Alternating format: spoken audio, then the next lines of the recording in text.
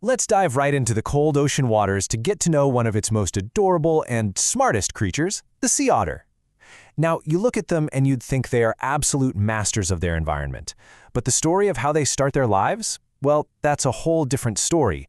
It's a remarkable struggle for survival from the very first second. Okay, for an animal that's literally born in the ocean, this seems like a pretty easy question, doesn't it? You'd assume the answer is a big, obvious yes. But the reality? It's the complete opposite, and that creates a life-or-death challenge from their very first breath. That's right, it's true, they absolutely cannot swim. A newborn sea otter pup surrounded by the massive, cold ocean has no ability to swim at all. Now, it's born buoyant, so it floats, but it can't move or guide itself, which you can imagine makes it incredibly vulnerable. And this not being able to swim, it's really just part of a bigger picture of total helplessness. The second it's born, a pup is completely dependent on its mother for everything. For warmth, for food, for getting around, all of it. This total dependence means that for a sea otter mom, her work is a non-stop, around-the-clock job. I mean, there are absolutely no breaks, no time off, when your baby's survival depends on every single thing you do.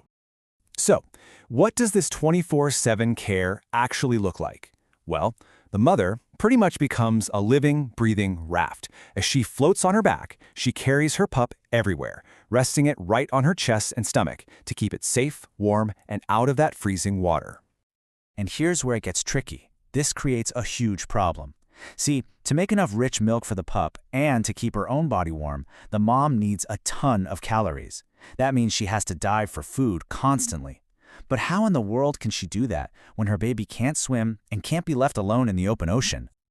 Well, the solution she comes up with is just brilliant. It's absolutely ingenious. She finds a nice dense patch of floating sea kelp, very gently places her pup inside it, and then she wraps the long, strong strands of kelp all around her baby.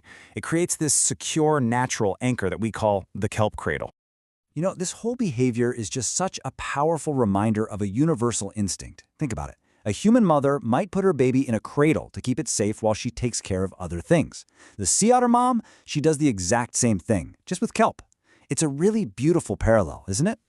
But just keeping the pup from floating away, well, that's only half the battle.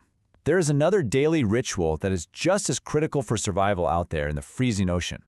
You see, a sea otter's #1 defense against the freezing cold isn't blubber like a seal. Nope, it's its incredibly dense fur. And if that fur gets dirty or matted, cold water can actually leak through to the skin. For a tiny pup, that can be fatal. So the mother performs this incredibly meticulous grooming ritual. She is constantly cleaning and fluffing her pup's fur with her paws, brushing every single inch. And this isn't just about being clean. It's a constant, life-saving act of care and deep affection. And get this period of intense, non-stop dependence isn't short. We're not talking about a few weeks. The constant carrying, the feeding, the grooming, this goes on for about 6 full months. That's half a year of unwavering 24/7 care. So that's the whole journey you see right here. It all starts with a pup that is 100% helpless. Then it moves through this intensive 6-month period of constant maternal protection. And it's only after that that the young otter slowly, carefully begins to learn the skills it needs to survive on its own. This really just says it all, doesn't it? During this entire critical time, that bond is so absolute that the mother does not leave her child alone, not even for a moment. Every single action she takes is dedicated to her pup's survival. It's a truly amazing display of dedication, and it really makes you wonder, what can this incredible bond teach all of us about the profound power of instinct and the drive for care and sacrifice that exists not just for otters, but all throughout the natural world?